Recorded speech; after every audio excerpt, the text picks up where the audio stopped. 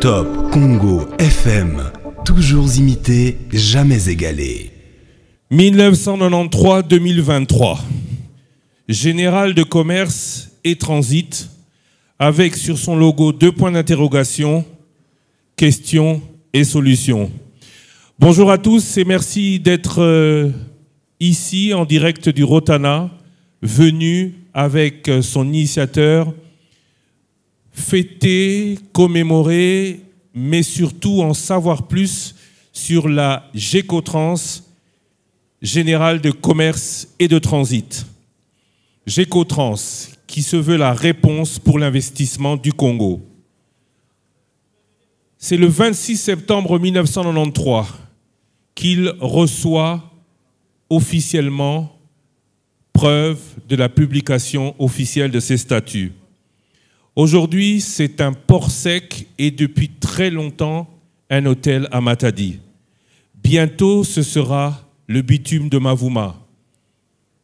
Toujours attendu, le démarrage de l'usine de transformation de l'or à Bukavu. Mais quels sont les secrets, parce qu'il ne doit pas y en avoir qu'un, quels sont les secrets, quels sont les plus et quelles sont les difficultés rencontrées pendant ces 30 ans. Pour en savoir plus, aujourd'hui, alors que l'on parle en République démocratique du Congo surtout de l'entrepreneuriat étranger, à la une, en vedette, un homme, une société. La société, c'est Gécotrans. Son initiateur, je vous demande de l'applaudir en saluant la présence dans cette salle et partout dans le monde des auditeurs de Top Congo FM. Je vous demande de saluer, d'applaudir M. Dieudonné Kassembo.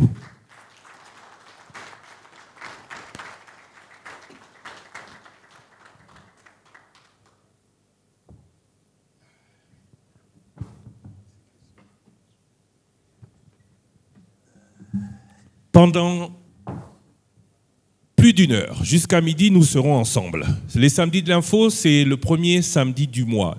On n'est pas vraiment le premier samedi du mois, mais pour bien réaliser cette émission, il fallait prendre le temps de bien la préparer.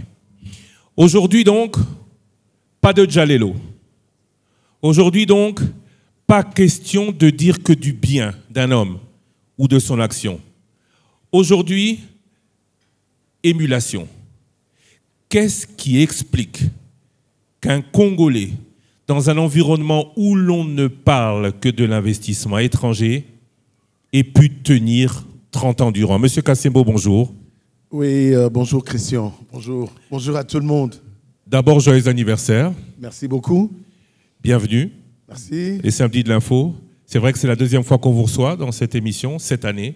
Mais si ce n'était pas pour une belle occasion la fois dernière, aujourd'hui c'est pour un événement heureux. Mais avant de parler du bonheur que ces 30 ans peuvent procurer comme exemple à toute une nation, je voudrais qu'on prenne le temps.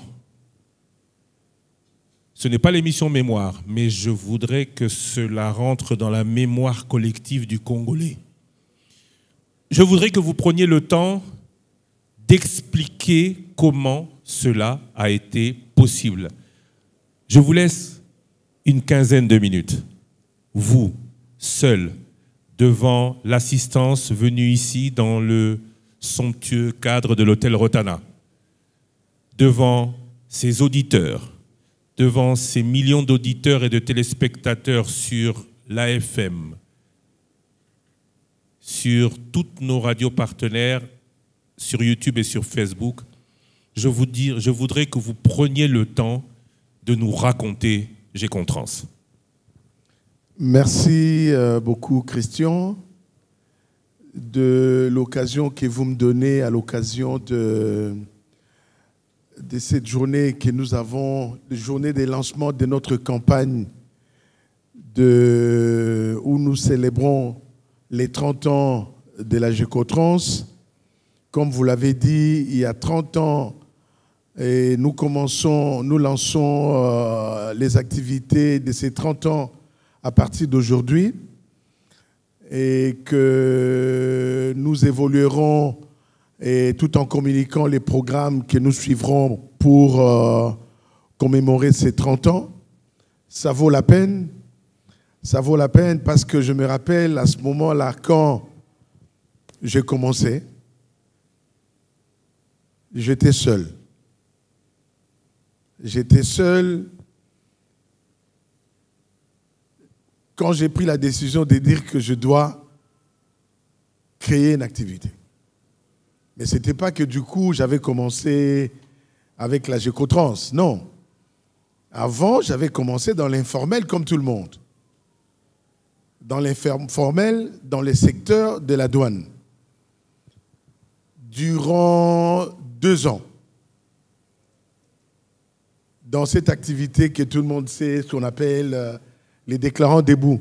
Déclarants debout, ce sont des gens qui vont... ils ont des partenaires qui leur font confiance et qui leur confient du business à faire.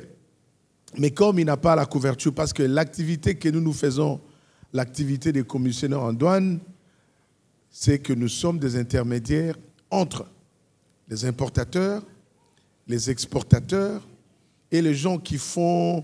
les gens qui font des commerçants aussi dans les importateurs et l'État congolais. Parce qu'en fait, nous faisons la collecte des fonds du Trésor. Aujourd'hui, ça a évolué où il y a énormément de structures qui se sont greffées avec la création du guichet unique pour que les différentes taxes soient collectées aussi derrière la douane. Et c'est ça notre rôle. C'est que nous prenons l'argent auprès des clients et que nous venons verser à l'État congolais dans le cadre de l'impôt indirect. L'impôt indirect, et c'est ce que nous avons fait depuis. Mais 30 ans durant, c'est tout ce que nous avons fait.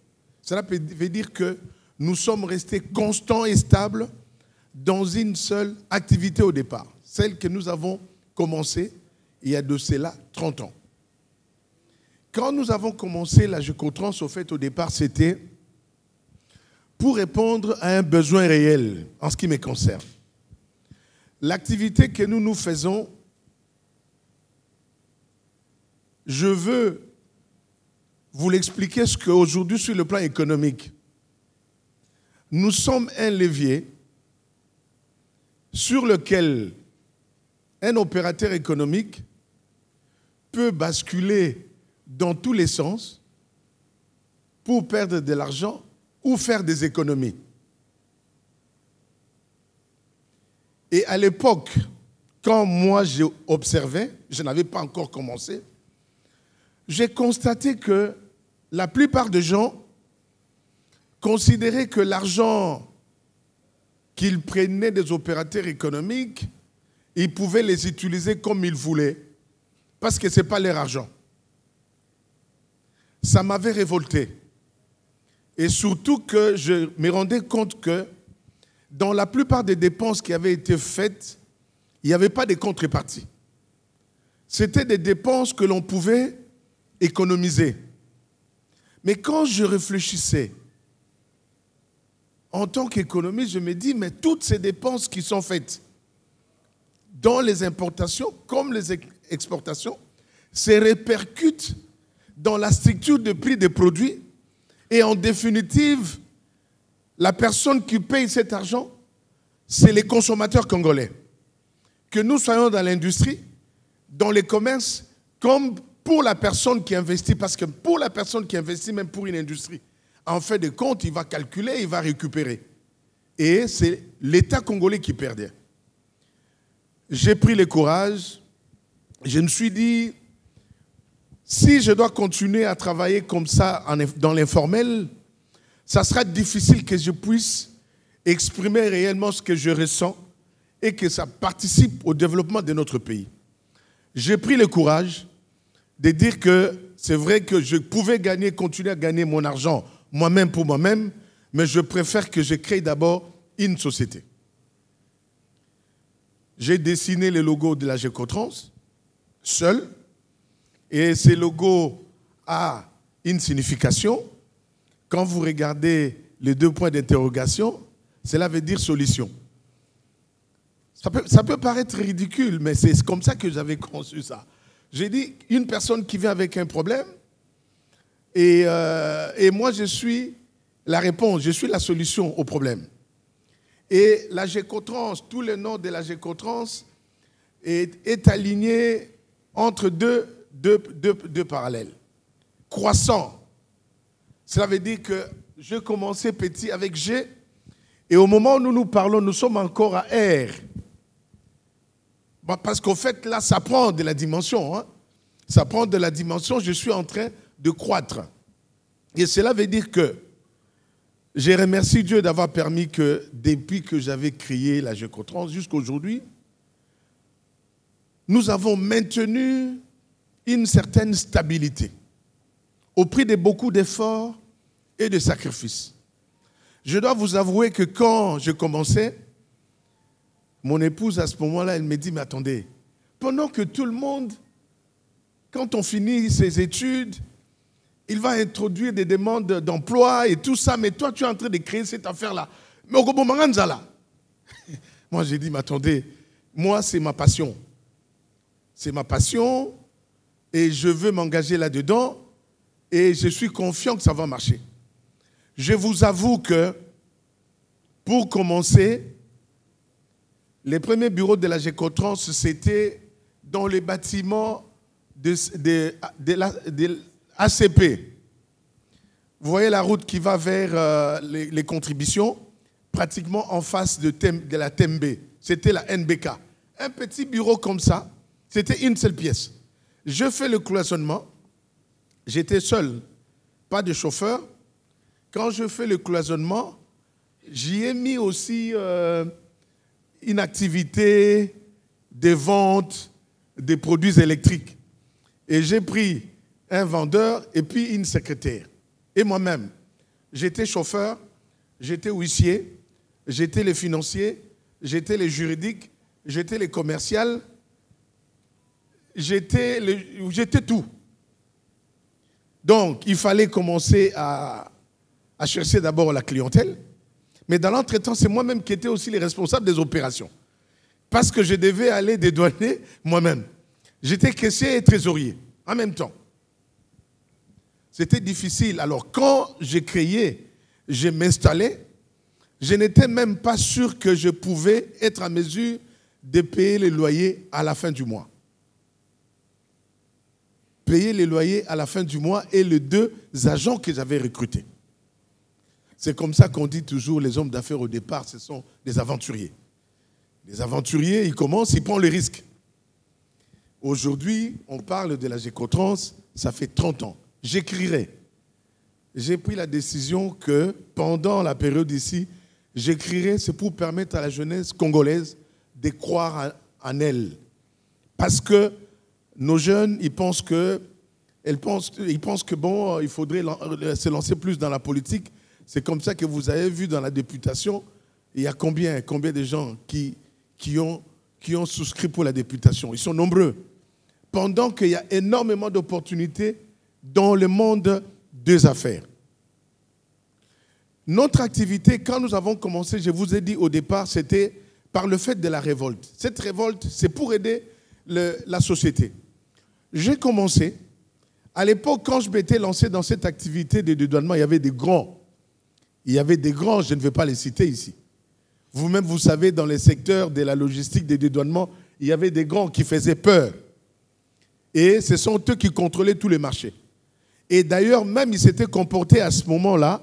Et il y a mon collègue qui est ici. Nous sommes restés qu'à les 2 vieux. Mon collègue Jean-Paul Dambana. Jean-Paul, s'il te plaît, si tu veux t'élever, c'est les patrons de Socodam. Donc, nous sommes restés des vieux. À l'époque, pour exercer l'activité de commissionnaire en douane, il fallait payer un cautionnement de $100,000. Ils avaient élevé tellement le niveau du cautionnement, c'est pour décourager le jeune, le Congolais à pouvoir exercer dans l'activité. Mais je vous avoue que ce n'était pas facile. On devait se casser un morceau pour réunir les cautionnements là. Mais à l'époque, heureusement, les cautionnements en question, ce n'était pas en espèces. C'était un acte de cautionnement bancaire. Mais les banquiers sont là. Pour avoir un cautionnement de 100 000 $, il faut réunir les garanties qu'il faut pour que la banque puisse vous donner le cautionnement à cette époque. Je me rappelle les cautionnements que j'avais obtenus, c'était par la BCDC. Il y avait mon client qui m'avait aidé et moi-même j'avais des petites économies que j'avais eues à l'époque avec la Belgolaise et je fais des combinaisons comme ça et finalement j'ai obtenu l'acte de cautionnement bancaire. Alors, pour ces anciennes grandes maisons qui étaient déjà là assis, ça commençait à les déranger. Comment est-ce que de jeunes Congolais commencent à rentrer dans notre secteur? Mais qu'est-ce qu'ils n'ont pas utilisé comme astuce pour nous empêcher à ce que nous puissions travailler? Mais je dois avouer que, à la différence de leur structure, nous, comme je vous ai dit tout à l'heure, j'étais tout en même temps. Commercial, pour discuter avec les clients, eux, ils envoyaient des personnes, mais moi, j'allais moi-même. J'avais des arguments en tant que propriétaire. Pour aller négocier avec le douanier dans les cas des opérations. Eux, ils envoyaient des gens, mais moi, j'allais moi-même. Donc, il s'est créé une certaine sympathie avec tous les intervenants avec lesquels je traitais. Je suis fier aujourd'hui de dire que parmi les personnes qui sont en train de gérer certaines structures de douane, comme l'ONATRA et le reste, et le OCC, ce sont des personnes avec qui nous avons grandi. J'étais jeune. Aujourd'hui, eux, ils étaient jeunes aussi, mais aujourd'hui, ils sont en train de gérer toutes ces grosses structures. Ils peuvent témoigner, je crois que dans le cadre de l'activité, il va arriver un moment où je serai obligé d'obtenir d'eux certains témoignages. Ils savaient comment est-ce que je négociais. Parce que jusqu'aujourd'hui, toutes ces personnes-là qui étaient à la douane, avec qui nous avons négocié à 30 ans, ils continuent à être encore mes amis jusqu'aujourd'hui. C'est par le fait d'une certaine constance, par le fait du sérieux, par le fait du dynamisme, de la disponibilité. Parce qu'au fait, le travail où nous manipulons l'argent, c'est un travail où souvent, les gens utilisent parfois des arguments et qui le mettent dans une position où ils sont coincés parce qu'ils avaient promis, ils n'ont pas réalisé. Mais nous sommes restés cohérents dans la vision, dans les négociations, dans les discussions. Et tout doucement, j'ai commencé à faire des clients. 1, 2 clients. Mais je n'en voulais pas trop d'abord, parce que je n'avais pas encore beaucoup de collaborateurs. Je m'étais fixé un principe, fidéliser d'abord les clients, le peu que je peux avoir, de manière qu'ils comprennent effectivement que la Gécotrans travaille correctement. Et puis après, ce qui comptait à ce moment-là, c'était d'abord la vitesse, le sérieux dans la gestion des fonds qui étaient mis à notre disposition. À cette époque, quand nous avons commencé, il n'y avait pas encore de guichet unique. C'était qu'il fallait payer les différents intervenants dans cette activité de douane en payant chaque intervenant à part. Et heureusement pour nous, c'est dire qu'à ce moment-là, je le faisais seul. Parce que la plupart des amis qui étaient dans cette activité et qui utilisaient des collaborateurs par moment, ils ont perdu de l'argent. Il y a des collaborateurs qui faisaient des faux chèques, qui recyclaient des chèques, qui disparaissaient avec l'argent, et ce n'était pas facile. Et nous nous sommes battus dans cette activité pour revendiquer un certain nombre de choses. Et pour obtenir que ces revendications tiennent, je m'étais décidé déjà à cette époque-là d'entrer à la Fédération des entreprises du Congo. Parce que je m'étais dit, pour réussir à obtenir, de faire changer beaucoup de choses, il faudrait être là où tous ces grands-là se retrouvent. De manière que nous puissions discuter avec eux et que nous argumentions pour démontrer que les stratégies, la politique qu'ils développaient, ça détruisait les développements, ça empêchait le développement de notre pays. Et heureusement que nous avons trouvé au niveau de la fédération à l'époque, là nous sommes vers les années 97, 98, des personnes qui nous ont accompagnés.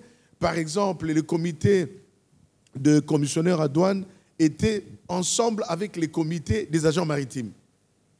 Nous nous sommes battus pour qu'on puisse scinder ces deux comités, étant donné que ce sont deux activités différentes.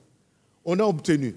Et après, quand on a scindé ces deux comités, maintenant nous avons commencé à démontrer, par exemple, que certaines choses qui ne pouvaient pas aller du côté de l'agence maritime, certaines du côté des commissionnaires en douane, on devait maintenant composer nos énergies pour neutraliser tout ce qui était taxe sans contrepartie réelle.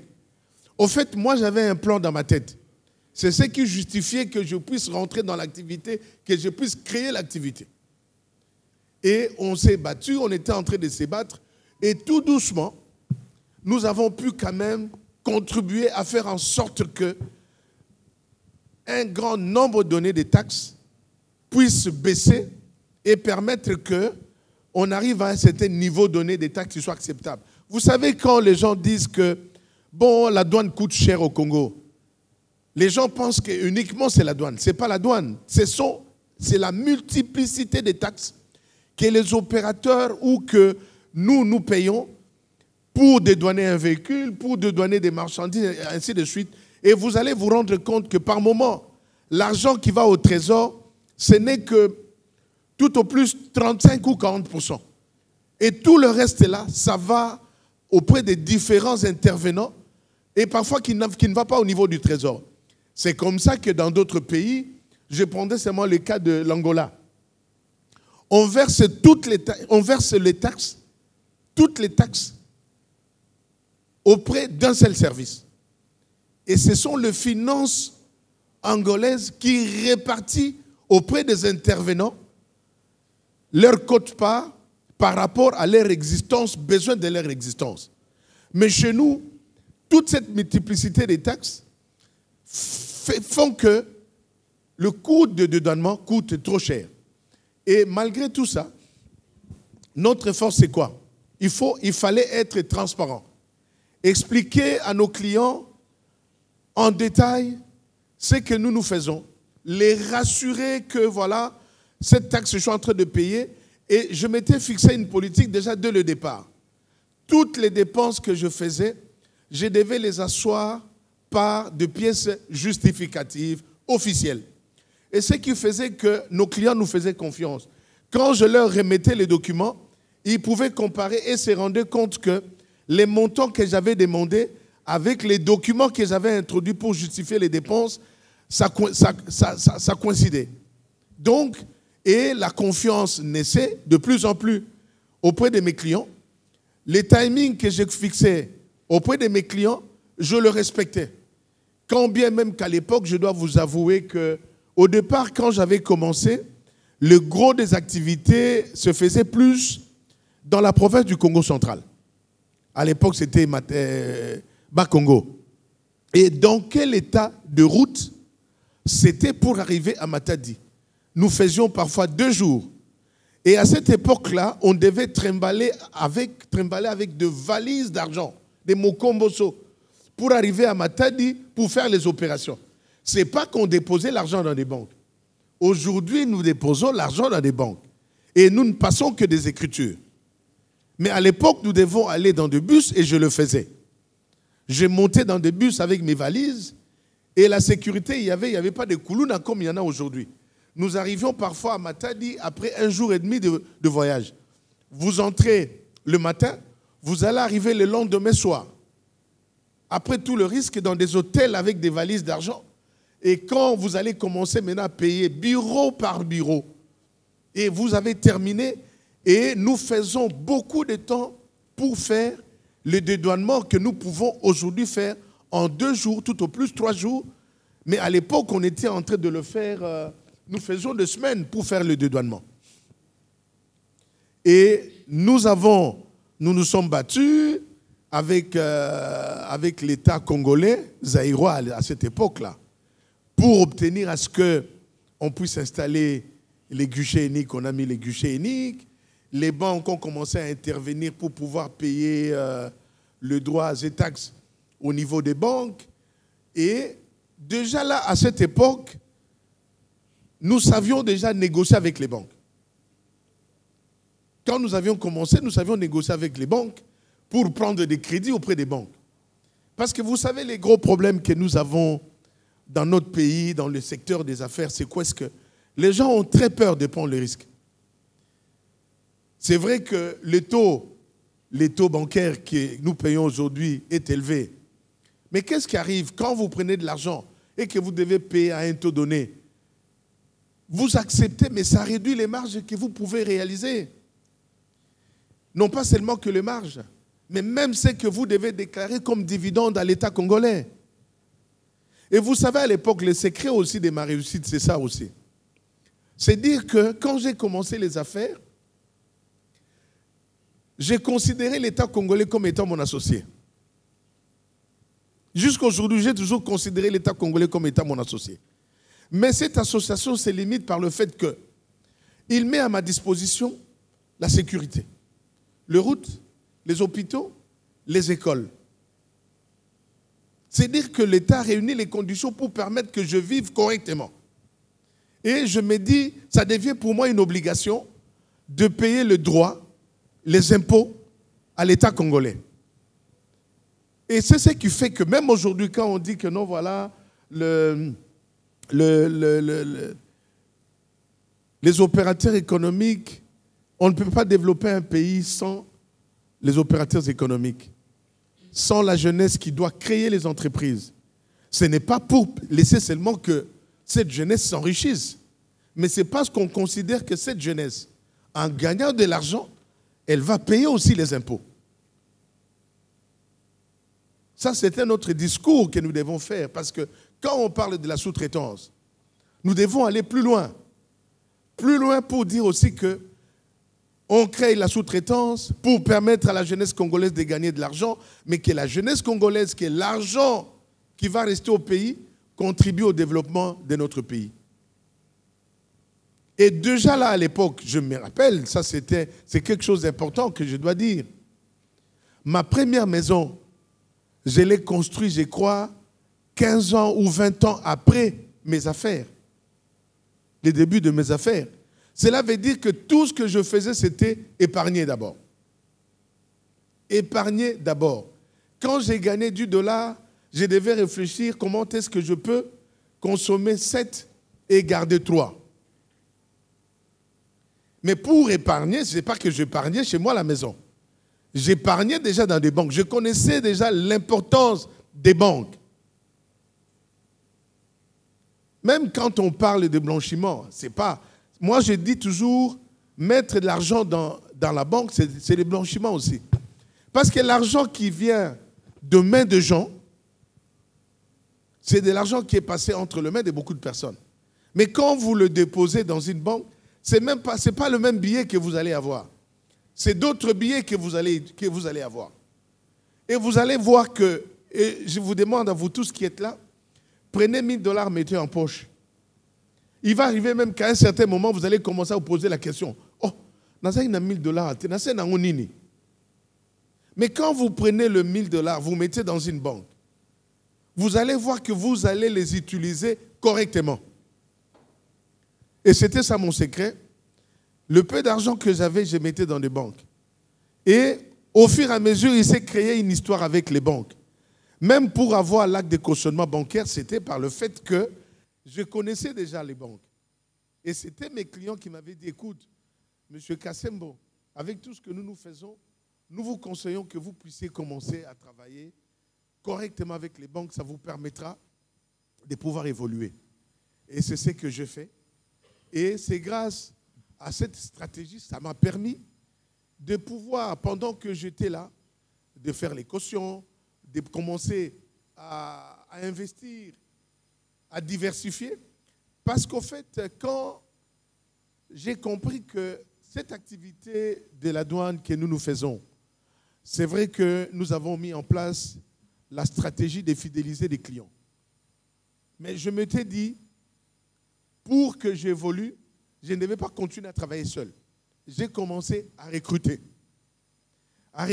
des personnes en fonction des besoins.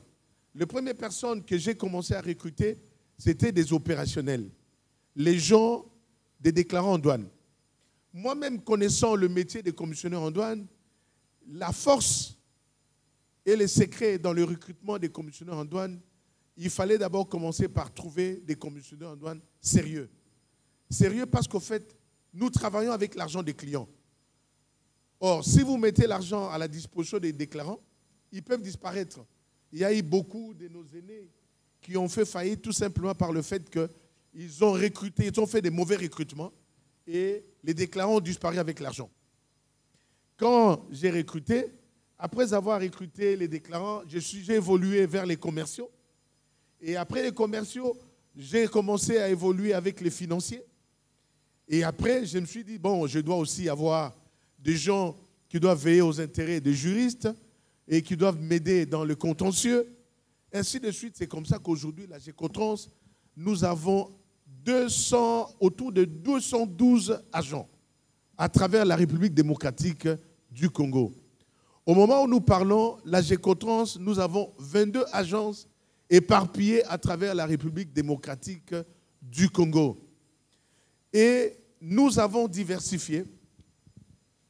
Aujourd'hui, l'hôtel Vivi Palace totalise aujourd'hui 13 ans depuis que j'ai investi dans Vivi Palace.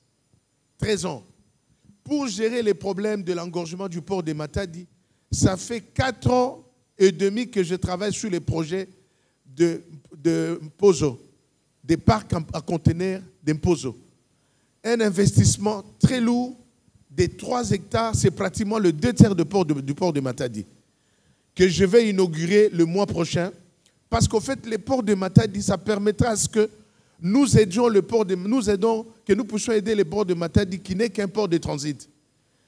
De manière que dès que les conteneurs de mes clients vont arriver, comme pour les autres personnes, nous pourrons les évacuer directement dans mon parc à conteneurs et permettre que le port de Matadi continue à recevoir encore d'autres conteneurs. Quand bien que l'on dise que voilà, les ports en eau profonde des bananes va arriver, mais le port de Matadi va continuer à fonctionner parce qu'il y a de ces marchandises, de la même manière dont les ports de Matadi fonctionnent aujourd'hui avec les ports de Pointe-Noire. Les ports de Matadi va fonctionner avec le port de Banana. Et les ports auxiliaires, c'est comme dans d'autres pays développés à travers le monde. Il y a des parcs à conteneurs qui permettent, aujourd'hui, même si vous allez à Mombasa, vous allez trouver qu'il y a énormément de parcs à conteneurs et il y a d'autres ports qu'ils sont en train de construire. On ne doit pas seulement que se limiter avec un seul port. Donc c'est pour dire qu'avec l'argent que nous gagnons, c'est ça l'avantage de la sous-traitance. L'argent que nous gagnons dans le cadre de ce que nous faisons, ça reste ici au Congo pour investir dans les activités que nous sommes en train de faire. Et ça fait 3 ans et demi que je suis dans les projets de Mavuma. C'est que vous avez suivi mon frère Christian, vous a dit tout à l'heure, la transformation des sables asphaltiques de Mavuma dans le projet de Asfacend. Nous sommes en train d'évoluer. L'année prochaine, nous allons commencer cette activité-là à Mavuma et ça va créer de l'emploi et nous allons produire les bitumes dans ce pays. Donc, voilà un peu résumé. Je crois que j'ai répondu aux questions que vous allez nous poser et je me ferai compléter par mes collaborateurs pour répondre à d'autres questions que vous pourrez poser de manière à ce que nous puissions informer suffisamment la population congolaise, la jeunesse congolaise et les autorités congolaises. Parce que vous savez, par moments, dans les difficultés, nous avons besoin de l'accompagnement des autorités congolaises qui font la régulation. Et parfois une régulation mal faite. Mais par moments, nous devons dépenser beaucoup d'énergie pour réaliser la même chose au même niveau que certaines personnes qui se font financer à l'étranger. Vous savez que nous sommes en compétition avec certaines personnes qui lèvent des fonds à des taux beaucoup plus intéressants. Mais on nous aligne dans les mêmes contraintes, dans les mêmes conditions avec eux. C'est pour dire qu'on pouvait avoir une fiscalité qui pouvait aider les Congolais qui investissent pour qu'ils puissent suffisamment encore investir correctement dans notre pays. Nous faciliter dans certaines démarches, nous faciliter dans d'autres choses. Je crois que nous qui sommes restés 30 ans durant dans la stabilité, 30 ans de stabilité, 30 ans d'efforts, 30 ans de sacrifices, ce n'est pas donné. Représentez-vous un enfant que vous mettez au monde qui atteint la maturité au-delà des 30 ans, qui est marié, qui a des enfants. C'est ça l'âge de la gécotrans. Ça mérite des applaudissements. J'étais en train de me demander comment de 15 minutes attribuées à M. Dieudonné Kassembo, j'allais, pouvoir l'arrêter. Et je me suis dit aussi qu'un journaliste ne fait pas applaudir le public après une prestation. Merci de m'en avoir épargné puisque c'est vous-même qui l'avez obtenu. Alors, M. Kassembo a parlé, c'était 15 minutes, cela a duré une demi-heure. Félicitations, preuve que non seulement il a beaucoup à dire, mais il a envie de le dire. Alors, excusez-moi la malformation ou la déformation du métier qui est le mien, mais j'ai plutôt aujourd'hui, avant de donner le micro à l'assistance, envie de poser les questions auxquelles vous n'avez pas répondu dans votre exposé. 22 agences en RDC, on le sait, félicitations. Diversification, vous avez commencé à en parler, mais dans quel domaine et comment choisissez-vous ce domaine? Vous ne l'avez pas dit.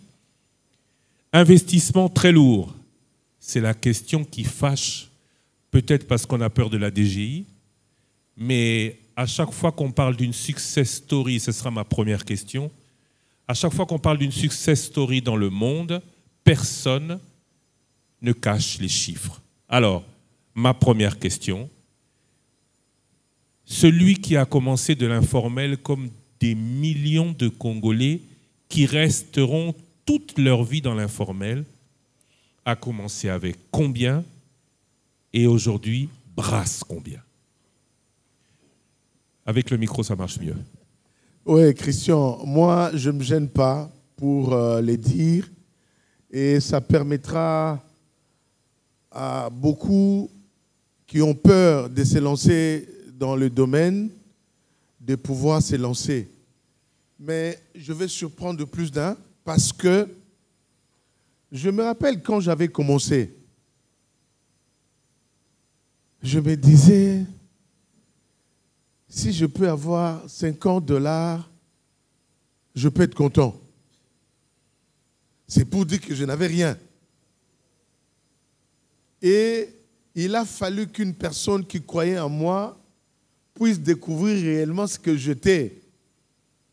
Je crois, sérieux, honnête, sincère dans ce que je disais, je faisais, parce qu'il m'avait découvert quelque part. J'ai travaillé dans une société congolaise dont les propriétaires a fermé il y a longtemps et j'avais démissionné parce que j'avais vu que notre vision ne marchait pas.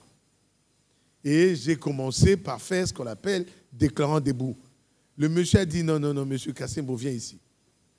Je crois que je peux te donner la gestion des affaires que je faisais de l'autre côté, tu vas le faire. J'avais rien. Et j'ai commencé. 0.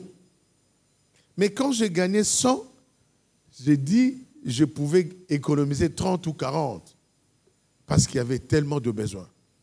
Et c'est comme ça que j'ai évolué. Épargner d'abord et être serein, consentir des sacrifices. Vous savez, je veux le dire, ce que je constate et j'observe. C'est bien beau aujourd'hui, Christian le fait, je le vois toujours. Quand il y a un gros mot ou bien une matière qui les dépasse rapidement, il recourt au téléphone, il se documente. Mais aujourd'hui, la plupart de nos jeunes gens, ils passent le temps dans le téléphone pour des futilités. Vous savez, vous ne pouvez pas réussir les affaires si vous ne savez pas vous accorder le temps pour concevoir la conception. Il y a quelque chose d'important que je ne vous ai pas dit pendant que j'étais en train de parler, de présenter la gécotrans. La Gécotrans, c'est une société certifiée ISO 9001. Ça fait 5 ans que j'ai la certification ISO 9001. Pourquoi j'ai ouvert cette parenthèse et je la ferme vite? C'est parce que je crois facilement on peut avoir la certification ISO. Mais la maintenir, je me rappelle, nous avons failli perdre notre certification ISO tout simplement par le fait que parmi une des exigences, c'était la conception. Ils nous ont dit, mais monsieur, vous êtes en train de faire cette activité que vous faites, mais vous excluez la conception comme exigence principale dans votre activité. Mais on a discuté avec mon équipe et finalement, je les ai convaincus que nous faisons de la conception. Parce que nous ne pouvons pas réaliser ce que nous faisons comme métier sans concevoir les stratégies. Mais pour concevoir, vous avez besoin de temps. La jeunesse aujourd'hui n'est que en train de regarder les téléphones. C'est bien beau qu'on utilise les téléphones, mais on a besoin de temps de conception. Quand vous avez conçu, vous devez réaliser ce que vous avez conçu et contrôler ce que vous avez. Ça demande beaucoup de temps.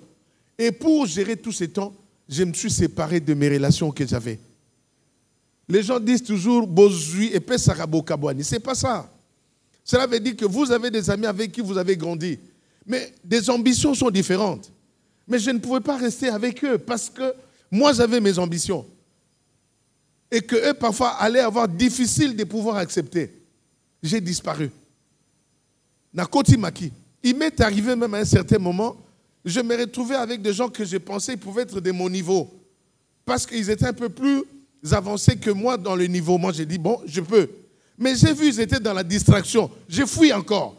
J'ai dit, non, je dois... Parce que si je rentre dans ce flou-là, je ne saurais pas réaliser. Mais je vais vous étonner que même aujourd'hui, je ne suis pas encore arrivé à atteindre tous les projets que j'ai dans ma tête. Je vais continuer à fuir pour réaliser les différents projets que j'ai dans ma tête. En tout cas, nous avons constaté que vous avez fui, et notamment les questions. Bon, non, je vais. Okay. Je vous donne les cas.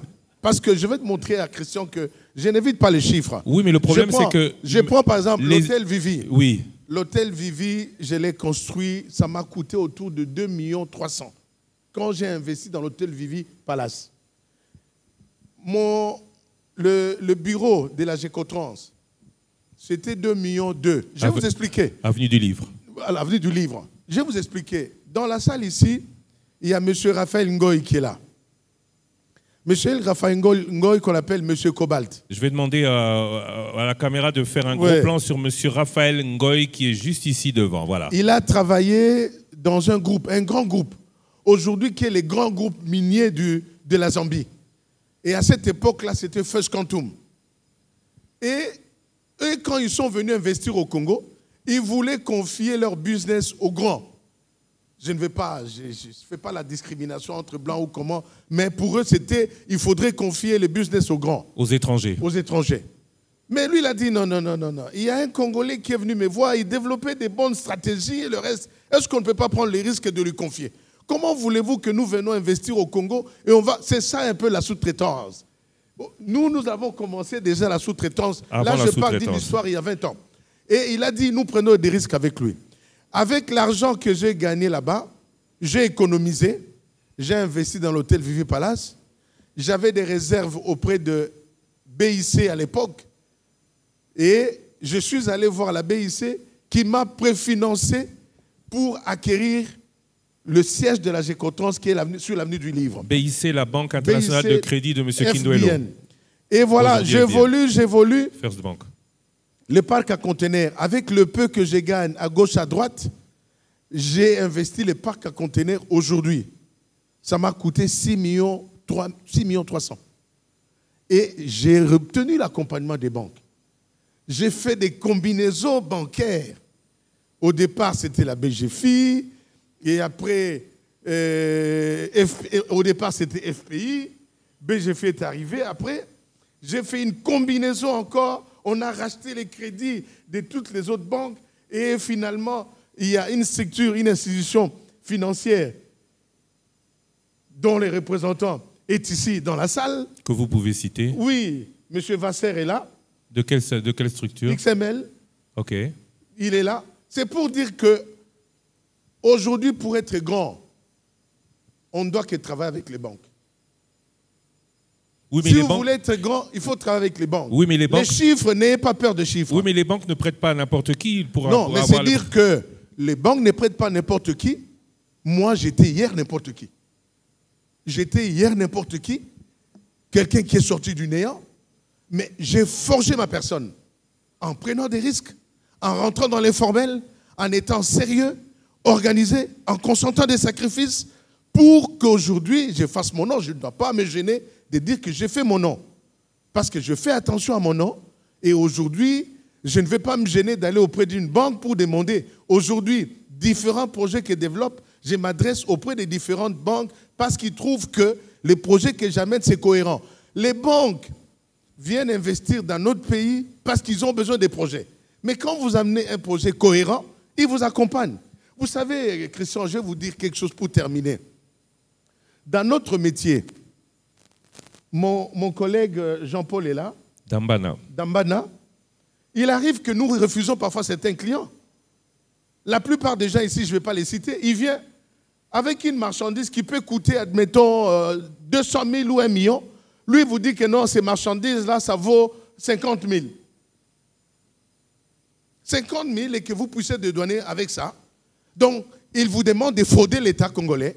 Mais nous disons non, monsieur, écoutez, heureusement que l'Internet est là. Nous savons rentrer et vérifier la valeur pour dire que, monsieur, écoutez, je ne prends pas de risques. Je ne prends pas de risques pour faire ce travail-là. Et on rejette. Cela veut dire que le rôle que nous sommes en train de jouer, si vous ne savez pas, nous jouons un rôle très important pour l'économie congolaise. La structure des prix des produits dans notre pays, c'est nous qui la maîtrisons mieux. Parce que nous connaissons le prix dans tous les sens jusqu'à ajouter toutes les différentes taxes et vous dire que le prix ici peut valoir autant. Et dans notre pays, aujourd'hui, les efforts doivent être faits. Les efforts doivent être faits pour que nous baissions les taxes de manière... Parce qu'on ne peut plus augmenter les salaires. Mais par contre, on doit faire un effort pour comprimer les taxes. Et je vous dis que les taxes qui sont payées aujourd'hui dans le processus de dédouanement, on peut les anéantir totalement et qu'on arrive à un niveau acceptable et permettre que les pouvoirs d'achat de la population congolaise correspondent aux besoins de la société. Merci à vous. Alors, vous avez parlé, et je retiens le mot sacrifice. Alors maintenant, je vais vous demander, Monsieur Gécotrans, Monsieur Kassembo, Monsieur Vivi Palace, Monsieur Porsec de Matadi, Monsieur Mavouma, Monsieur Or de Bukavu, Congo Gold, je vais vous demander un grand sacrifice. Parce que la parole, on a envie de la donner à la salle et on a envie aussi d'entendre peut-être certaines réponses de vos collaborateurs qui sont ici nombreux. Je vais vous demander le gros sacrifice de la réponse directe à question directe. Je voudrais qu'on évoque les problématiques de l'entrepreneuriat au Congo. Problématique des taxes, vous y avez beaucoup répondu. Problématique des invisibles, problématique des infrastructures, problématique de l'environnement en règle générale et la problématique de l'entrepreneur congolais. Aujourd'hui, vous êtes un des rares Congolais dans un océan d'investisseurs étrangers. On va commencer par la problématique des invisibles. Le moins, vous avez parlé beaucoup du plus, parlons du moins. Qu'est-ce qui est le plus réponse, question directe, réponse directe? Qu'est-ce qui est le plus difficile à l'investissement, dans l'investissement en République démocratique du Congo? Le micro, s'il vous plaît. Je vais vous choquer. Ce qui est le plus direct dans l'investissement au Congo, c'est savoir ce que l'on veut faire. Pour celui qui sait faire, qui sait ce qu'il veut D'abord, c'est faire. savoir ce qu'il faut faire. Pour celui qui sait ce qu'il Parce veut que faire. je vous l'ai dit en connaissance de cause. Je vais vous choquer en disant, quand on parle de la corruption, ok? Vous savez que la corruption, c'est un argument de faible. La corruption, c'est un argument de faible. Je fais mon travail. Je connais mon travail. J'ai mes collaborateurs ici. Il y a celui-là qui est au contentieux, M. Daniel qui est là. Je suis très à l'aise avec le douanier. Le douanier, dans le cadre de son travail qu'il fait, il peut dire qu'il y a une infraction. Mais moi, j'ai dit non, il n'y a pas d'infraction parce que j'ai des arguments. Et nous nous mettons à discuter et finalement, nous allons démontrer au douanier que s'il a raison, il a raison. Si nous avons raison, nous avons raison. Et nous argumentons. Et on s'arrête là. Mais de là à dire que la corruption, c'est, comme on dit en C'est quoi? Liga, La personne qui a les arguments. La personne qui a les arguments. Parce que, regardez, quand vous connaissez ce que vous faites, on vous dit, par exemple, ne passez pas là-bas. Je prends seulement les cas de roulage. Ne stationnez pas là. Et vous stationnez. C'est parce que vous ne connaissez pas, c'est que vous ne connaissez pas le code de la route. On vous arrête. N'est-ce pas? On vous arrête, qu'est-ce que vous faites? Non, je préfère donner. Non. Mais si le roulage vient, bon, c'est vrai que par moment, il y a de ceux-là qui exagèrent. Moi, j'ai dit, je préfère que vous m'amenez dans votre bureau et je vais parler avec votre chef. Parce que j'ai raison, j'ai des arguments. Vous comprenez? Généralement, les gens qui négligent, qui ne prennent pas le temps pour comprendre ce qu'ils font comme travail, ils n'ont pas d'arguments, ils tombent facilement. C'est vrai que, bon, il y a des exceptions. Mais le gros, c'est ça la définition. Problématique des invisibles. Oui. Problématique des infrastructures. Vous disiez tout à l'heure que quand vous avez commencé à Matadi, il fallait des jours pour y arriver. Oui. Aujourd'hui, est-ce que ça va mieux? Qu'est-ce qui ne va pas encore? Problématique des infrastructures. Vous savez qu'on a aujourd'hui un nombre très important des véhicules, des grands camions qui fréquentent cette route-là, la nationale numéro 1. Il faudrait qu'on l'agrandisse. Il faudrait, dans les infrastructures, qu'on réhabilite la voie ferrée. Vous comprenez? Et puis après, dans le métier, aujourd'hui, les ports de Matadi, il y a ces efforts qui sont en train d'être faits. Nous avons suivi, nous tous, on a applaudi. Le chef de l'État a permis à la SCTP, à l'ONATRA, de mettre à la retraite 1250 agents. Parfois, les gens ne comprennent pas ce que ça représente. Vous savez, tout ce que nous payons, on dit toujours le port de Matadi, c'est le port le plus cher en termes de manutention. Le coût des frais de manutention que nous payons à l'ONATRA, c'est cher. C'est par le fait que tout l'argent part pour payer le personnel de la SCTP, de l'ONATRA, et même le pensionné. Mais maintenant qu'il y a cette volonté politique d'aérer, n'est-ce pas, les ressources humaines de l'ONATRA, qu'est-ce qui va arriver? C'est que l'argent que nous allons commencer à payer pourront maintenant contribuer à renouveler l'outil de production. Parce qu'on ne va plus continuer à payer les pensionnés et les retraités, étant donné qu'on est en train de les mettre à côté. Vous comprenez les infrastructures? Il y a ça, il y a les routes, et puis, l'accompagnement des opérateurs par rapport aux multiples problèmes qu'ils connaissent. Voilà. Problématique de l'environnement. Alors, quand on dit environnement, vous savez, quand on voit un investisseur étranger prospérer, cet investisseur étranger, il n'est pas directement confronté à la misère de ses frères et sœurs du Congo. Dans le sens où vous ne les voyez pas dans les deuils, il n'a pas de femme ou de belle famille à lui dire « Yo mokonzi, liakana batu ». Parce que ça, c'est le terme. Hein.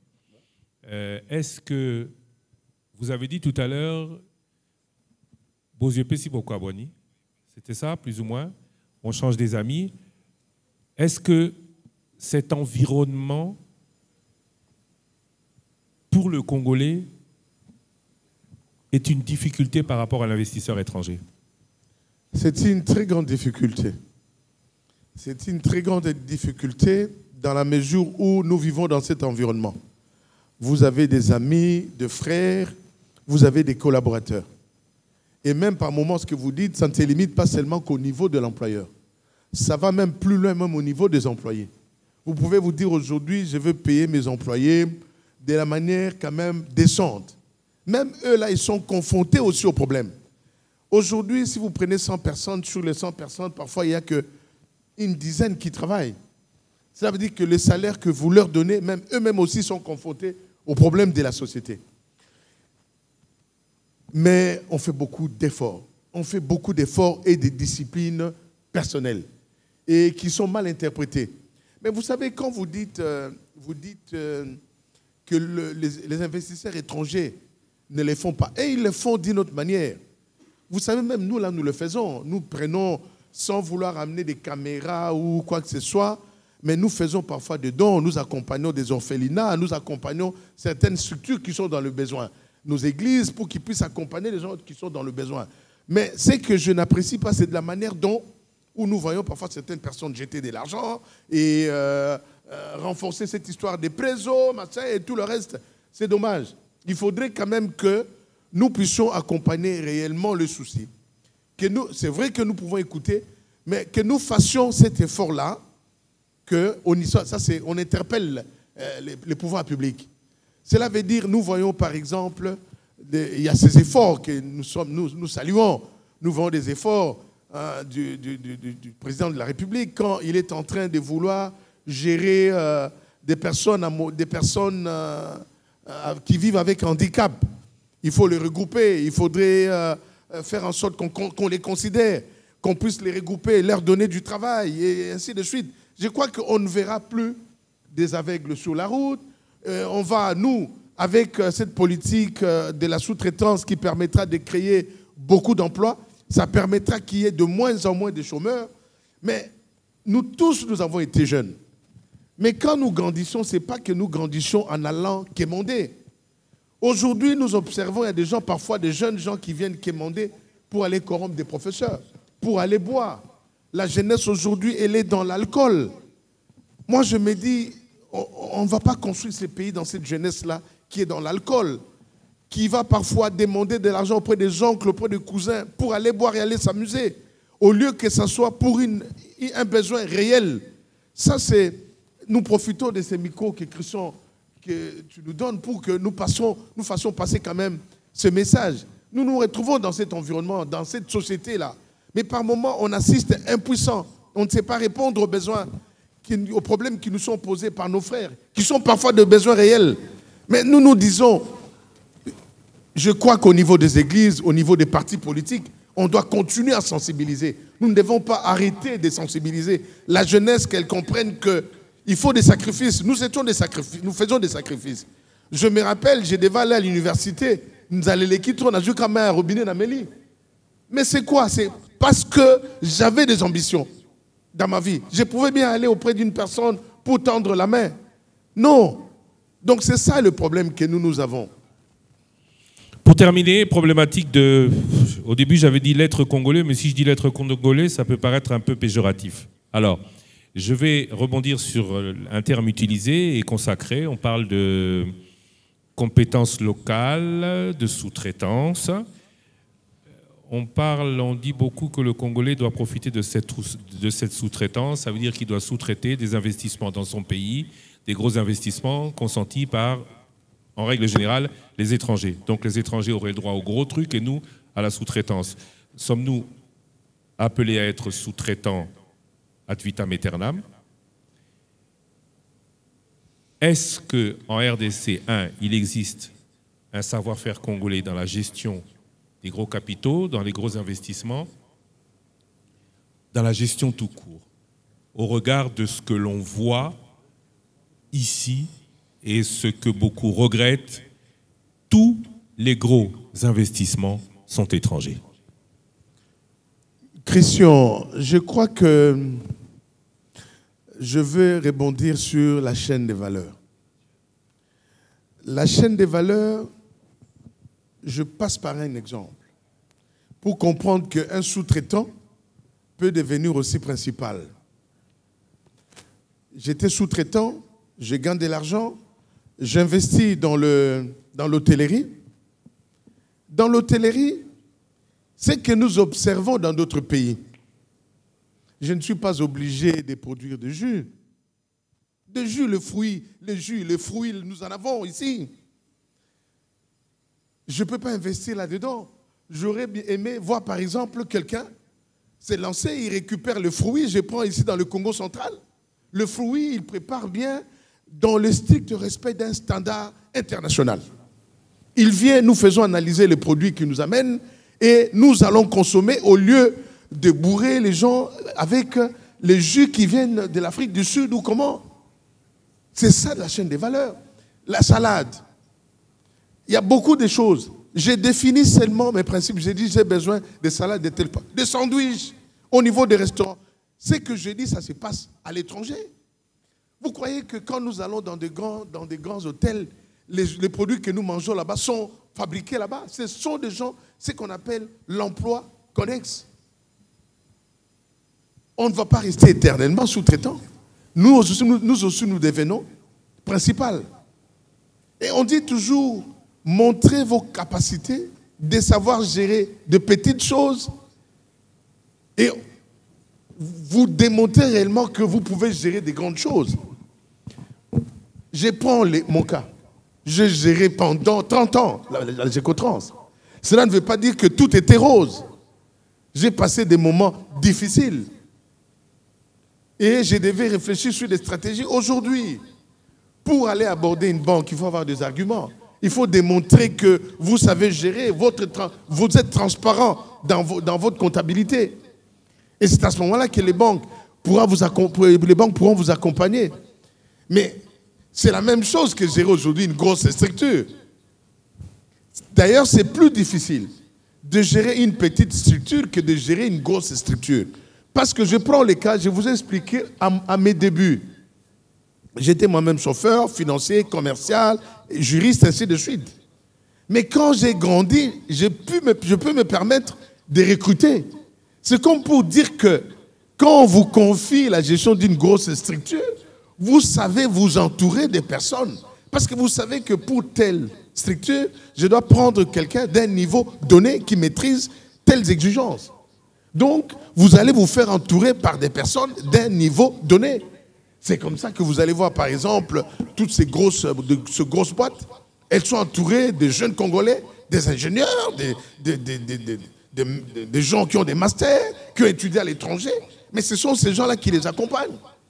C'est le même processus que moi j'ai suivi. J'ai commencé par être tout, seul. Et puis après, j'ai évolué. C'est comme vous, quand vous avez commencé, Christian. Vous avez commencé seul. Et tout doucement, aujourd'hui, vous pouvez me permettre. Et aujourd'hui, vous pouvez gérer une grosse machine par le fait que vous savez que pour telle position, je peux m'entourer de telle. Parce que hier, vous ne savez pas vous permettre. Certaines personnes, étant donné que vous n'avez pas de moyens. Mais aujourd'hui, vous avez de moyens. Vous pouvez vous permettre de dire que non, je peux prendre un consultant étranger. Et ces consultants étrangers vous permettra de pouvoir vous améliorer, de réaliser encore plus de profits qu'avant. Merci à vous. Alors, il nous reste une demi-heure. Le micro est au fond de la salle. Il y vira vers vous. Il suffit pour cela de vous lever. Alors, comme c'est télévision et radio, YouTube et surtout FM, puisque c'est Top Congo Radio, je vous demande, quand vous prenez le micro, de décliner votre identité ici, juste devant vous. Voilà. Juste ici, voilà. Oui. J'espère que les micros passent. Je suis M. Kaki Akewa des radios Okapi. M. Dieudonné Kassembo, félicitations. 30 ans dans ces domaines des douanements et des frais internationales avec Gécotrans, il faut le faire. Des bureaux partout en République démocratique du Congo, avec plus de 200 employés, dont plus des 60 à Kinshasa. Curieusement, dans la province du Kwilu, ex-Bandundu, Gécotrans n'a presque pas d'activité. Comment expliquez-vous cela? Et deuxièmement, dans toutes les provinces où Gécotrans exerce, quelle est la province qui vous paye beaucoup plus? Merci. Première question. Deuxième question, levez la main. Le micro est sur vous tout de suite. On va récupérer celui juste derrière. Derrière vous, monsieur là-bas. Non, derrière. donnez d'abord le micro avant d'aller récupérer le deuxième. Voilà. Déclinez votre identité et posez votre question. Merci. Je suis Mitterrand Massamouna pour le compte des Zomeko. Alors, je vais poser la question à M. Dieudonné Kassembo. Aujourd'hui, les chiffres d'affaires de GECO 30 ans après, est de combien? Qu'est-ce que vous faites? Parce que vous avez commencé avec beaucoup de difficultés. Qu'est-ce que vous faites pour aider la jeunesse à comprendre qu'il faut entreprendre, il faut aller dans ce sens? Et troisième question, c'est de savoir où en sommes-nous avec les dossiers Congo Gold. Merci. Troisième question, on prend juste à côté, donnez les micros, on vous écoute et on commence à répondre. On prendra une autre série de 3 questions directement après. Bonjour à l'assistance, je suis Placide Bangwa de Canal Numérique Télévision et je mets également des informations en ligne sur la chaîne YouTube Zaïre Congo Channel.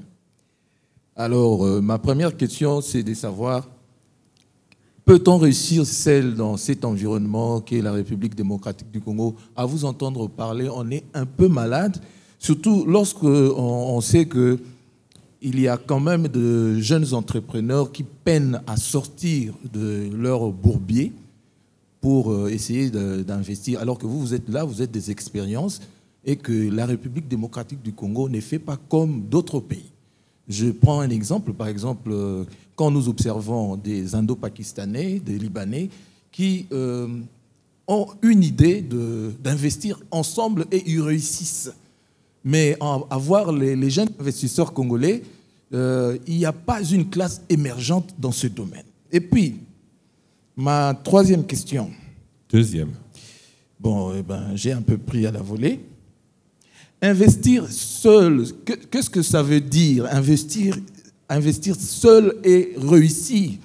Quand on sait que vous pouvez être une pièce centrale, mais après, vous avez besoin d'une équipe qui vous booste, qui vous accompagne afin de pouvoir réussir et que vos collaborateurs peuvent ne pas s'investir de vos idées pour pouvoir suivre votre exemple et réussir par après.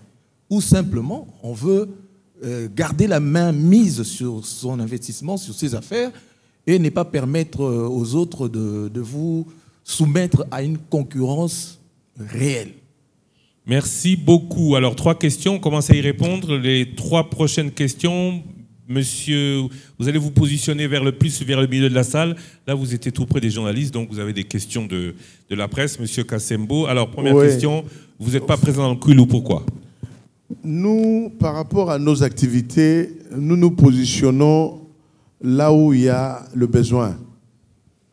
À Kwilu, il n'y a pas vraiment ce besoin, mais je crois que d'ici là, il y a des nouveaux postes frontaliers qui sont en train de se créer, comme du côté du Grand Bandundu, par rapport aux frontières qui existent avec l'Angola.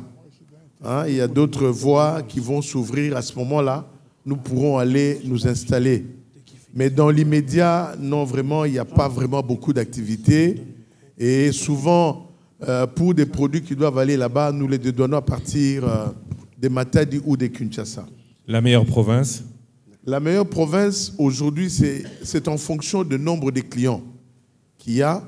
Je dois avouer que c'est le Congo, non, le Kinshasa combiné avec le Congo central et le Katanga. Donc, les Katanga, donc combinés. Aujourd'hui, vous avez là-bas les Katanga, le Katanga et le reste. Et nous avons ici à Kinshasa avec le Congo central et nous avons aussi là du côté de Kibale. Voilà. La province orientale, enfin voilà. l'Est de la République démocratique du Congo. Voilà. Votre chiffre d'affaires? Bon, là, en fait, je crois que c'est pas que je veux éviter cela, mais je crois que ce sont mes financiers qui sont mieux placés pendant que je dois le communiquer. Vous savez, mes frères et sœurs, cet exercice-là, nous devons apprendre à le faire. Nous, les Congolais, nous donnons les moyens à l'État congolais de nous accompagner. Nous donnons l'occasion à l'État congolais de savoir effectivement le problème ou la valeur des affaires dans notre pays. on ne doit pas commencer à vouloir fuir certaines choses. Alors justement, Voilà. je vais vous aider. Est-ce qu'il y a un financier dans la salle? Non, il sera là, on va regarder. Je voulais vous aider. Hein. Oui, voilà. Soutien à la jeunesse. Voilà. Soutien à la jeunesse, est-ce que vous la soutenez assez? Non, d'abord l'essence, pour soutenir la jeunesse, pour leur donner des orientations, s'ils veulent réussir dans les affaires, n'est-ce pas? Oui, voilà. C'était ça. Non, oui, la question c'était est-ce que vous la soutenez? Est-ce que vous soutenez vraiment cette jeunesse? Comment la soutenez-vous? Nous soutenons la jeunesse parce qu'en fait, c'est que nous faisons d'abord, nous ouvrons la porte de la Gécotrans aux jeunes gens qui veulent faire leur stage. Nous ouvrons pour des stages d'études, comme aussi pour des stages professionnels. Ça c'est de 1. Et puis de 2, dans le coaching. Dans les coachings, j'ai déjà eu à faire des coachings avec mon frère et ami Albert, avec Breakfast Connection. Albert Tony de Breakfast Connection. Mais maintenant, j'ai vu qu'on dirait qu'il est fatigué. Il n'organise plus de rencontres où nous allons parfois pour discuter avec la jeunesse. Tout ce que nous voudrons dire à la jeunesse, c'est quoi? C'est que pour réussir dans les affaires, il faut d'abord bien maîtriser les produits dans lesquels vous voulez vous lancer. Parce qu'il y a des gens qui vont se lancer dans des affaires, souvent, même ceux-là qui vont prendre des crédits à la banque.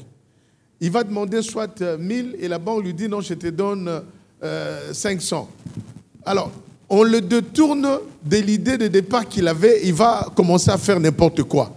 Ça veut dire que d'abord, il faut savoir ce qu'on veut faire et dès qu'on sait ce qu'on veut faire, s'engager totalement et puis après, communiquer. Là, je ramasse directement l'autre question Congo qui Gold. nous avait été... Non, l'autre question qui nous avait été posée pour dire... peut-on réussir seul? Peut-on réussir seul? Oui, mais ça, c'est la question. Ça, c'est la question de Canal Numérique. Voilà, juste avant, il y avait la dernière question de Zoom Echo, Congo Gold. Oui, on a beaucoup parlé de l'affaire Primera. Je ne vais pas fuir cette question, parce qu'en fait, on s'est dit quoi? Il y a beaucoup de dossiers qui émergent au niveau des États-Unis. J'aime bien cet exemple. Quelqu'un qui a fini soit à l'Académie des Beaux-Arts, il dessine une belle coupe, des pantalons.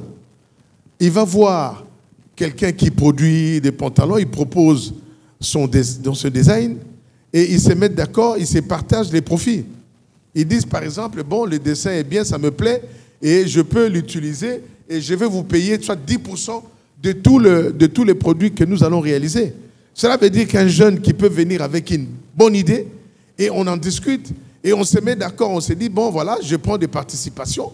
Bon, là, au fait, il faudrait trouver des bonnes personnes aussi. Et nous allons nous faire accompagner par des juristes qui pourront faire les contrats convenablement, qui définissent les rôles que chacun aura à jouer. C'est comme aussi les apporteurs d'affaires. Un jeune qui peut venir avec une idée et tout ça, il apporte l'affaire et puis nous faisons ensemble. Mais c'est quoi ce que... Il faut être en face d'une personne qui comprend bien ce qu'elle vient vous proposer. Parce que pourquoi beaucoup de fois... Nous nous retrouvons en face des personnes qui se plaignent, soit disant que non, voilà, oh, vieux Anna Roulenga. Non, c'est pas qu'on t'a roulé, soit parfois, vous n'avez pas bien maîtrisé vous-même les projets, et puis, bon, on n'a pas pu le réaliser, vous commencez à vous plaindre qu'on vous a roulé. Donc, c'est un peu ça, que la jeunesse prenne le courage. La force d'un homme d'affaires, ce sont les idées. Des idées bien conçues, et vous en discutez, et puis je crois que ça peut prendre. La question des Congo Gold, nous sommes dans un état de droit. Nous avons introduit un recours normal. Je crois que ça va très bien aboutir parce que nous sommes en train de travailler, de discuter avec les autorités. Et puis la population qui est bénéficiaire des services des Congo Gold attend et fait confiance au chef de l'État. Merci. Alors on va prendre... Oui, peut-on, que signifie réussir? Ou alors est-ce que... Peut-on réussir la pérennité seul dans ces pays? Vous avez commencé à y répondre, mais je vais aller plutôt sur la troisième et dernière question de notre confrère de Canal Numérique. Que signifie réussir seul? Et il ne s'est pas arrêté là. Vous réussissez seul et vous ne permettez pas, je vais aller plus loin que lui, à d'autres de réussir à partir de la réussite qu'est la vôtre. Bon, On n'a pas dit que c'est votre cas, hein, mais la question c'est est-ce qu'il peut y avoir une réussite sans succession? Est-ce qu'il peut y avoir une réussite sans émulation? C'est dire que, d'abord, hein, dans le terme réussite, il faudrait faire très attention. Qui s'engage pour tendre la main à l'autre? Ou bien c'est celui qui a réussi qui tend la main à l'autre? Ou bien c'est quelqu'un qui veut vouloir s'adjoindre à celui qui a réussi pour avancer? Ou bien c'est celui qui a réussi et qui voudrait ne pas être heureux tout seul et faire réussir d'autres? Non, on ne peut pas réussir seul.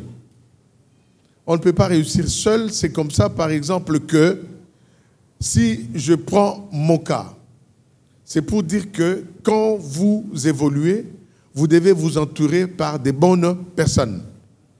Et quand vous voulez encore aller plus loin, vous devez encore vous ouvrir de manière que vous puissiez recourir à d'autres qui peuvent vous soutenir de manière qu'ensemble, vous puissiez aller encore beaucoup plus loin.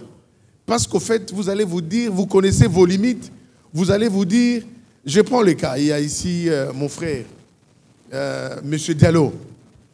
M. Diallo, lui, est de l'Angola. Monsieur Diallo? Oui, il est mon partenaire. On dit Il est mon partenaire. Tanala. Alors, toutes les affaires, par exemple, que je fais de l'Angola, je passe par lui. Et nous partageons l'expérience. Et lui, il me sollicite aussi. C'est pour dire que pour aller loin, j'ai fait appel à lui et je réalise un certain nombre d'affaires. Et nous deux, pour aller encore plus loin, nous pouvons encore chercher une autre personne qui a beaucoup plus d'autres. J'ai dit pour le parc à conteneurs.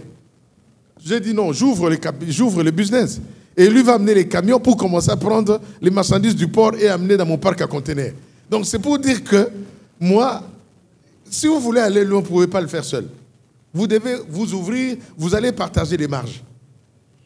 Merci. Alors, une autre série de questions. Levez la... Oui, ici, que la caméra soit sur eux aussi. Voilà. Monsieur en bleu, là, voilà, directement.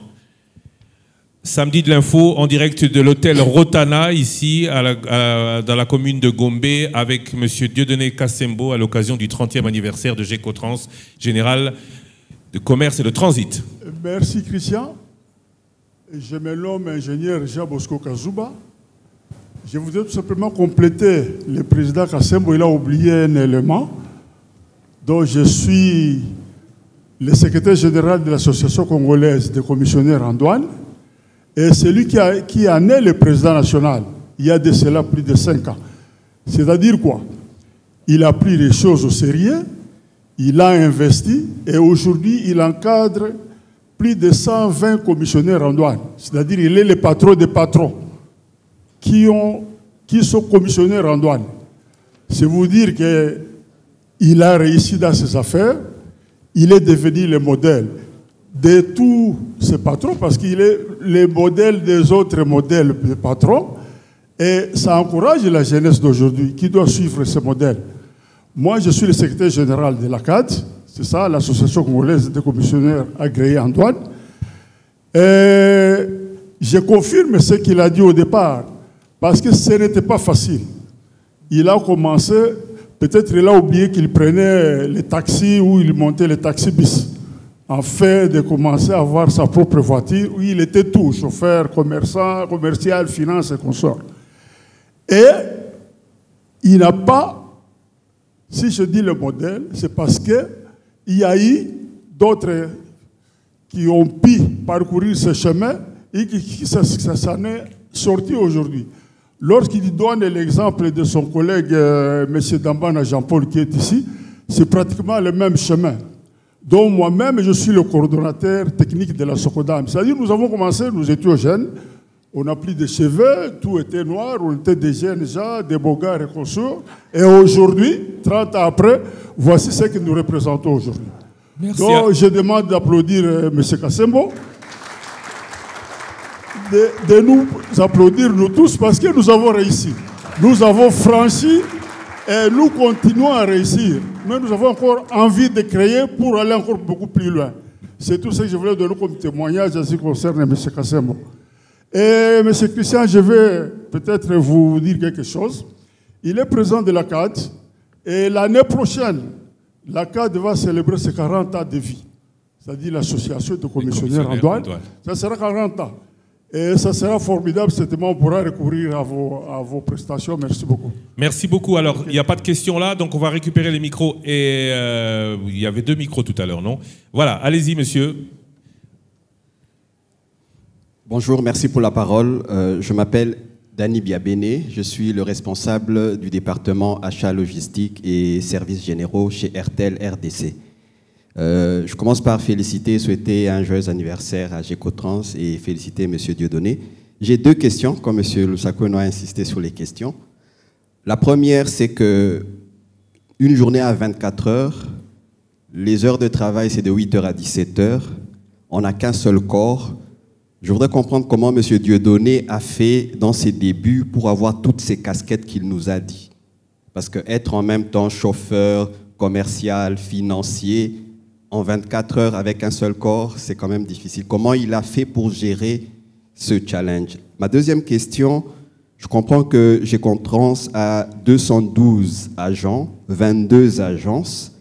Ils ont commencé très petits dans un milieu où il y avait beaucoup de gros acteurs. Alors, dans la gestion du capital humain et des talents, généralement, ce qui arrive, c'est que les petits forment et les grands viennent piquer les bons éléments pour les prendre chez eux. Comment il a fait pour tenir pendant 30 ans, garder ses talents? Et je suppose que petit, il ne savait probablement pas offrir le même salaire que les grands. Comment il a fait pour gérer ses talents et arriver à tenir pendant 30 ans avec et maintenir le niveau de qualité de service? Merci. Merci beaucoup. Une autre question, on la prend directement. De l'autre côté de la salle, voilà. Je rappelle que nous sommes dans les samedis de l'info, une initiative de Breakfast Connection, juste à côté de M. Alberto Lider de Breakfast Connection. Monsieur, la parole est à vous. Merci. Je commencerai par... vous présenter, s'il vous plaît. C'est monsieur Maxime Zouzi, de je ne sais pas quoi. Mais je commence par féliciter monsieur Dieudonné. Mais je crois qu'il y a un monsieur qui a intervenu là. Je crois qu'il a été inspiré par le Saint-Esprit. Parce que c'est la même question que j'allais poser à monsieur Dieudonné. Quand vous vous y étiez mis dans l'affaire, certainement, parce que vous n'avez pas le temps pour vous-même. Parce que vous avez parlé du business, donc vous-même qui étiez chauffeur, vous-même qui étiez financier et tout. Est-ce que ça n'a pas impacté sur votre vie familiale? Parce que comme vous êtes l'exemple de la jeunesse, il y a un danger. On court derrière l'argent, oui, là c'est bon. Mais maintenant, pour la vie familiale, est-ce que ça n'a pas impacté à votre vie privée? Merci. Alors une dernière question, peut-être ce sera la dernière question, parce que juste ici, là-bas je veux bien, mais bon, la presse a parlé, on va prendre un monsieur tout le monde, encore que la presse ce soit monsieur tout le monde, hein. Je n'ai rien contre vous, mais... On va prendre une question. Oui, juste derrière vous, là. Monsieur avec le masque. Levez-vous, présentez-vous, on vous écoute. C'est monsieur Destin Pelleté. Je suis vice-président de la CAD. Monsieur Christian, avec votre autorisation, ce n'est pas une question, mais je voudrais que Kassembo réponde d'abord à toutes les questions. Et je voudrais les compléter sur les difficultés. Mais malheureusement, parce qu'il ne nous reste que très peu de temps, si vous avez votre question, posez-la maintenant. Non, pas la question, je voulais les compléter sur les difficultés du domaine. Dans 10 minutes, on doit rendre l'antenne, donc il faudra être très rapide. D'accord. Si vous avez une question, allez-y maintenant. Alors, on va prendre la dernière question au fond de la salle. La dernière question de la journée. Il est 11h49, vous nous écoutez, vous êtes en direct sur Top Congo FM, sur la chaîne YouTube, sur la chaîne Facebook. Et nous vous en remercions des millions à suivre cet exemple de réussite à la congolaise. Gécotrans, général de commerce et de transit, l'invité des samedis de l'info, initiative de Breakfast Connection, et aujourd'hui, monsieur Dieudonné Kassembo. Oui, merci beaucoup. Bonjour à l'Assemblée. Je suis Nicolas Mvoumina de Magazine Mbouma.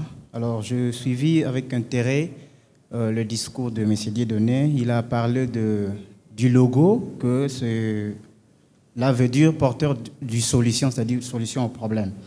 Et il a souligné que la jeunesse a un problème, c'est-à-dire la jeunesse livre dans l'alcool au lieu de créer ou s'élancer dans les initiatives, c'est-à-dire l'entrepreneuriat. Mais avec votre expérience que vous avez-vous déjà lancé des formations, c'est-à-dire quel est votre apport sur cette jeunesse pour que cette jeunesse croie en elle, parce que vous avez aussi souligné cette question, qu'il faudra que la jeunesse croie en elle.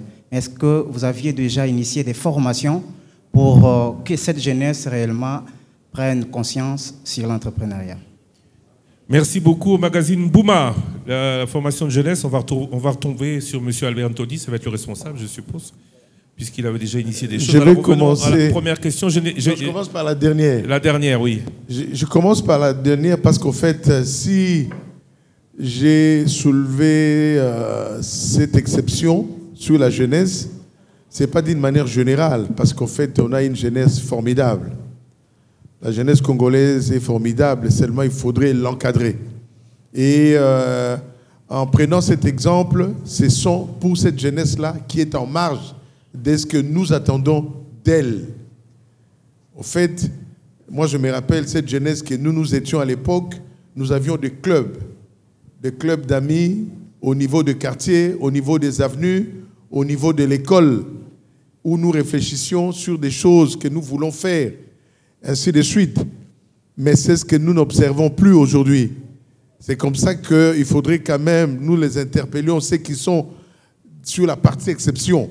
Mais sur la partie qui sont générales, nous avons le temps, de temps en temps, nous nous retrouvons avec elle. J'ai pris l'exemple de notre ami Albert Tony, où nous nous retrouvons, il n'y a pas seulement que lui, il y a d'autres organisations aussi, et où nous nous retrouvons pour pouvoir partager. Et nous ouvrons notre porte pour participer aux différentes rencontres éventuellement organisées par la jeunesse pour coacher et partager sur notre expérience.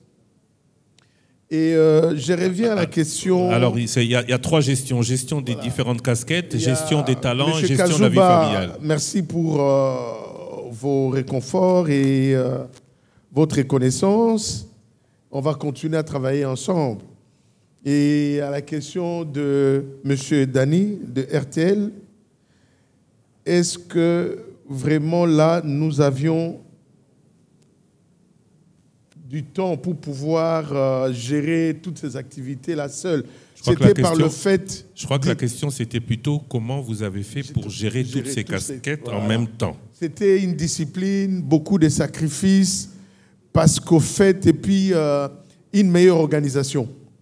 Nous savions qu'est-ce que nous devons faire et je me rappelle, je dormais très tard. J'ai rentré parfois tard.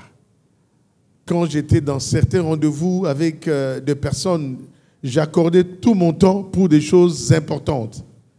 Et que ce qui fait que c'est comme ça que j'ai pris l'exemple de dire que certains de mes amis, parfois, je ne les voyais plus par le fait que je devais me concentrer.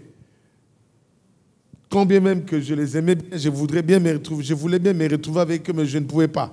Donc, c'était au prix de beaucoup de sacrifices. Et parmi ces sacrifices, M. Max Nzouzi, tout à l'heure, a parlé de la gestion de la vie familiale. Oui. Avant de parler de la gestion des talents, je crois qu'il y a un certain enchaînement. J'espère que M. Dertel ne va pas m'en vouloir, mais on passe directement de la gestion des casquettes à la gestion du privé. Oui, la gestion du privé, c'est quoi? C'est un problème... Vous savez, à notre époque, les choses, d'abord, on circulait facilement. On pouvait se permettre de rentrer à la maison à certaines heures données et être dans la famille. Mais la situation que les gens vivent aujourd'hui par rapport à la nôtre, j'ai dit, c'est quasiment difficile. Vous quittez soit la maison à 5 heures ou à 6 heures, vous ne savez même plus rentrer pour aller dans votre famille. À l'époque, nous pouvons rentrer à midi ou à 13 heures. On pouvait même aller 2 ou 3 fois. Chez nous, la circulation était possible, le reste. Aujourd'hui, je crois que les autorités que nous suivons doivent continuer à travailler pour régler les problèmes des embouteillages. Et le vrai problème, c'est qu'on doit régler avec tous ces gens qui conduisent sans respecter le code de la route. C'est ça le vrai problème. C'est ça le vrai problème. Gestion des talents, pour terminer. Gestion non, des talents. c'est-à-dire que la question qui m'a été posée de savoir comment est-ce que je fais pour avoir une équipe, des collaborateurs bien. Et les garder surtout. Et les garder. Mais c'est parce que, Christian, on n'a pas eu le temps. vous allez voir, par exemple, c'est pas que je m'évente. Hein. Je vais leur demander de se lever, tous les membres par du exemple, personnel voilà, de Gécotrans. les gens peuvent voir quand même venez, que mes collaborateurs, ici, Madame on vous voit parce que nous sommes à la fin de l'émission. Madame Babi Guizani, Magloire, levez-vous, applaudissez, mais répondez aussi. Les collaborateurs de la Gécotrans. S'il vous plaît, tous les personnels de Gécotrans, parce qu'on arrive à la fin et on risque de ne pas vous voir. C'est pas qu'on a trop. C'est pas qu'on a trop. Avec le peu que l'on a, on essaye dans la mesure du possible d'être régulier dans l'accompagnement, dans le soin, dans le ici au siège social, ils ont une cafétéria. Et comment faire pour que les plus gros investisseurs ne vous piquent pas les meilleurs de Non, il faut le fidéliser. Et puis, ils me font confiance. Ah, vous pouvez vous asseoir. Ils me font confiance. C'est dire qu'on pouvait donner les micros à une, ils pouvaient vous dire que voilà, donc j'ai fait tout pour être parmi eux. C'est comme ça. Moi, je ne suis pas PDG. Je suis un chef d'entreprise. Donc, je suis parmi eux. Merci à vous. Il nous reste que 4 minutes. Alors maintenant, je voudrais que, notamment le président de l'association des commissionnaires en douane, qui depuis qu'il a parlé est très indiscipliné. Excusez-moi de vous souligner, de vous mettre au jour comme ça. Mais je crois qu'on va terminer sur des questions d'actualité. Je me lève. 3 questions. Première question. Le 25 novembre prochain, la Fédération des entreprises du Congo va désigner un nouveau président. Vous avez parlé tout à l'heure de la FEC. Vous avez eu des moments, à un moment des problèmes avec la FEC. Un commentaire. Ah oui, allez, sinon je ne serais pas Christian Lusakweno. Hein. Non, c'est dire que la FEC, c'est ma famille. Il y a beaucoup de choses que moi je suis, c'est grâce à la FEC, c'est une école. Et j'avais pris une vacance sabbatique. Je crois que pour les élections présentes, je ne suis pas partant. Mais je veux reprendre mes activités dans la fédération. Parce que la fédération a beaucoup investi dans moi et il ne faudrait pas que je parte avec toutes les connaissances que j'ai bénéficiées de la FEC, que je disparaisse avec. Pour terminer, 2 questions. Alors là, il faut que vous teniez le micro et que vous soyez très précis. Moi, je m'en vais. La caméra, gros plan sur Monsieur Kassembo. Si vous voulez filmer sur moi partant, c'est tant mieux. Mais juste pour vous dire que c'est la fin de l'émission. Je m'en vais. Pourquoi? Parce que je ne vais pas oser vous poser la question droit dans les yeux. J'aurais trop honte de la réaction. Alors... quel est votre plus gros regret en 30 ans?